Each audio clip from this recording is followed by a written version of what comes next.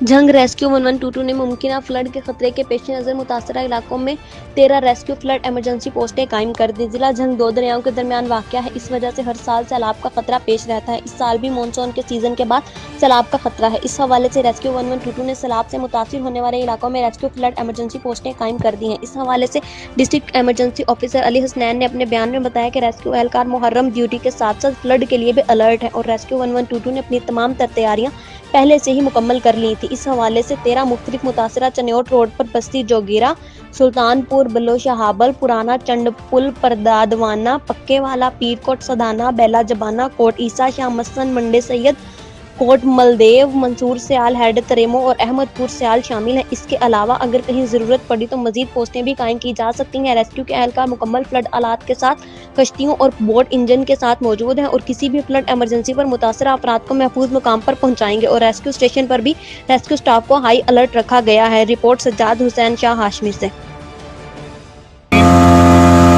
वक्त हम दरियाए झेलम और चनाब जो कि दो दरियाओं का संगम है वहाँ पर मौजूद हैं रेस्क्यू 1122 की टीम के साथ। और रेस्क्यू 1122 के जो नौजवान हैं बड़े एनर्जेटिक हैं, बड़े मुनज़्ज़म हैं और दुआ गो भी हैं कि अल्लाह ताला ऐसी मुसीबत से हमें बचाए कि कोई बड़ा नुकसान हो।